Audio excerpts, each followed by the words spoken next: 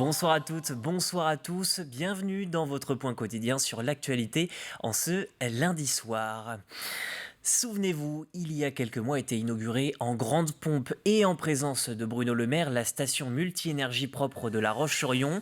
Le ministre de l'économie déclarait même vouloir faire de la France le champion mondial de l'hydrogène vert. Seulement voilà, l'État revoit sa copie. Le SIDEV ne profitera pas d'une enveloppe de 7,8 millions d'euros pour poursuivre le développement de cette énergie. Alors comment le SIDEV va s'adapter sans cette aide? Pierre Dalicieux vous en parle avec le président de ce syndicat. Je suis au SIDEV, le syndicat des énergies vendéennes, avec son président Laurent Favreau. Bonjour. Bonjour. Donc ici, la question de l'hydrogène est ô combien importante. C'est même une de vos priorités en ce moment. Donc vous avez déjà des travaux prévus sur le département de la Vendée à hauteur de 20 millions d'euros pour développer cette énergie. Et une mauvaise nouvelle est tombée il y a quelques jours, une suppression des aides à hauteur de presque 8 millions d'euros de l'État. Déjà, vous avez réagi comment et comment est-ce que vous allez continuer ces investissements ? Écoutez, c'est une très mauvaise surprise pour nous. Effectivement, l'écosystème vendéen faisait que ces travaux à hauteur de 20 millions permettaient à de nombreuses collectivités, à plusieurs privés aussi, de rentrer complètement dans cette filière hydrogène. Et donc aujourd'hui, la non-attribution de cette subvention de près de 8 millions d'euros, eh bien effectivement, nous met contraints avec des objectifs qui vont être retardés et avec des choses qui vont certainement prendre un plus de temps. Mais en tout cas, l'engagement, c'est de poursuivre dans cette filière. Alors il y a des investissements de prévus, notamment pour l'agglomération de La Roche-sur-Yon. Je crois que c'est un bus et une benne à ordures à hydrogène. Pour les Sables d'Olonne, c'est 2 bus, 2 bennes à ordures, une station énergie comme on peut voir qui existe déjà à La Roche-sur-Yon. Vous allez quand même réaliser ces investissements ? Oui, écoutez, d'un point de vue politique et d'un point de vue de l'engagement, nous souhaitons vraiment continuer dans cette filière hydrogène et donc à continuer à accompagner les collectivités. Et donc la station Tri-Énergie des Sables d'Olonne qui est aujourd'hui prévue, eh bien nous allons quand même continuer. Nous allons vraiment nous positionner pour faire émerger cette filière en Vendée et permettre à tous les Vendéens, qu'ils soient particuliers, professionnels ou collectivités, de continuer cette aventure vers l'hydrogène.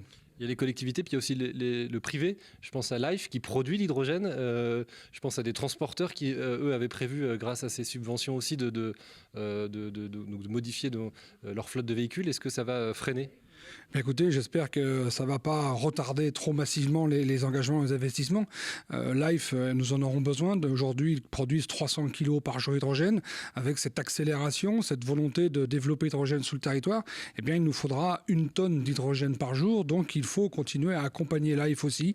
Et puis, les transporteurs qui veulent vraiment verdir leur flotte, donner un coup d'accélérateur à cette transition énergétique dans leur flotte automobile, le rétrofit qui était prévu pour les 2 constructeurs, j'espère qu'ils vont continuer aussi à œuvrer. En tout cas, nous allons essayer de continuer à les accompagner.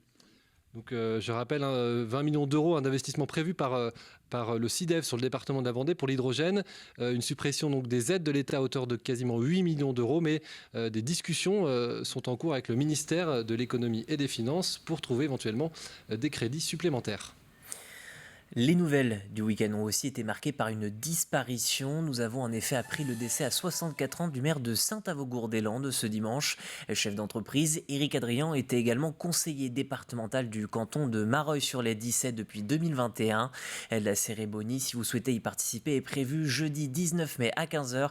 Ce sera à Saint-Avogourde. L'actualité, c'est aussi la météo. Les effets de la chaleur et du bon temps se font déjà sentir sur la qualité de certaines récoltes, parfois de manière assez insolite, comme aux Salines des Sables d'Olonne, où la récolte de sel débute avec 1 mois d'avance. Ce n'est pas la première fois, mais 1 mois d'avance sur les habitudes, c'est quand même pas négligeable. La fleur de sel apparaît donc depuis 1 semaine et dans les œillets, on s'active. Exemple avec Diane Delangle et Colline Davy. La fleur de sel n'a plus de secret pour les sauniers des Salines. Pourtant, sa récolte peut encore surprendre. Cette année, elle a débuté le mardi 10 mai avec 1 mois d'avance. Entre mars et mi-juin, on passe effectivement son temps à préparer le marais. Là, il se trouve qu'on profite du temps exceptionnellement beau pour ramasser en avant-première la fleur de sel. C'est la conjugaison de pas mal d'éléments, mais notamment du fait qu'il a fait beau, tôt, sans pluie. Et avec du vent. Donc en fait, on a la fleur de sel qui apparaît effectivement 1 mois avant d'habitude. Enfin d'habitude, c'est déjà arrivé par le passé, mais effectivement c'est assez exceptionnel quand même. Une année exceptionnelle, mais des gestes habituels que les sauniers connaissent sur le bout des doigts. Un ramassage à la lousse, cette longue perche équipée d'un panier, puis le sel est aggloméré sur le mulon, autrement dit le tas de sel. C'est le même processus depuis des années. Quand l'eau arrive à saturation, donc au-delà de 300 grammes de sel par litre d'eau, va cristalliser, ce qu'on appelle cristalliser, et donc la fleur de sel, donc c'est des cristaux de sel qui se forment à la surface de l'eau, qui vont s'agglomérer jusqu'à former une croûte de sel. Donc c'est la fleur de sel. Donc c'est du sel très pur en fait, très pur, très blanc. Ce qui lui vaut d'ailleurs son nom, l'or blanc. Sa récolte pourrait être exceptionnelle, mais là encore, tout dépend de la météo des prochains mois. S'il se met à pleuvoir, si on a de l'orage qui arrive, comme c'est un petit peu annoncé, l'eau douce va retomber dans le marais et donc ça va diluer l'eau et donc on va repartir pour un cycle. Voilà. Si effectivement ça continue comme ça jusqu'à l'été, on va continuer à faire de la fleur de sel et du gros sel aussi après, parce que toute la fleur qui n'est pas ramassée tombe dans le fond et puis est ramassée sous forme de gros sel après. Environ 50 tonnes de sel sont ramassées ici chaque année et si le soleil persiste, les récoltes pourraient être encore plus grandes. Les législatives se rapprochent. Pour l'heure, entre 6 et 8 candidats se sont officiellement déclarés par circonscription vendéenne, parmi lesquels Béatrice Bellamy. Il s'agit d'une conseillère municipale lyonnaise, déjà candidate en 2017. C'était à l'époque sous la bannière des Républicains. Et cette fois-ci, elle a été investie par Horizon et la majorité présidentielle dans la seconde circonscription de Vendée. Béatrice Bellamy est préférée à Patrick Loiseau, le député sortant de cette circonscription. Avant tout, bien sûr, défendre l'accès aux soins pour tous. Et donc, ce sujet, la désertification médicale, le sport pour tous, car c'est aussi nécessaire pour le mieux-être de chacun, pour la santé pour tous. Je serai également aux côtés des acteurs économiques et des agriculteurs. Je souhaite continuer à agir pour l'emploi en baissant les charges. Et je continuerai, évidemment, sur un territoire comme celui-là, à soutenir la politique de revitalisation des centres-bourgs. Sur l'île-Dieu, des élèves du 4e du collège Notre-Dame-du-Port viennent d'être sélectionnés pour la finale nationale de Je filme le métier qui me plaît. Leur documentaire est intitulé Journée d'une pêche éco-responsable et est en lice pour l'une des récompenses mises en jeu, les claps. Les apprentis réalisateurs vont devoir s'armer de patience. Le résultat sera annoncé le 31 mai prochain au Grand Rex à Paris. Nous sommes aussi inscrits à un concours de réaliste au métier et où nous avons gagné ce concours à Nantes. Et nous nous sommes aussi inscrits à un concours Je filme le métier qui me plaît à Paris où on est en sélection officielle pour l'instant. Et nous avons présenté du coup le métier de la pêche éco-responsable sur l'île-Dieu. Enfin, avis aux amateurs. Voilà 2 ans que le plaisir de chiner se fait plus rare à cause de la pandémie de Covid-19. Mais avec la situation actuelle et le retour du beau temps, les rendez-vous fleurissent partout en Vendée. Le plaisir de se retrouver entre passionnés, collectionneurs ou simples badauds. Exemple à Bouin dans ce reportage de Colline Davy. Des tasses, des assiettes, des livres, des horloges, aucun doute, c'est le grand retour des brocantes et des vides-greniers. Le rendez-vous des passionnés et des gens du coin.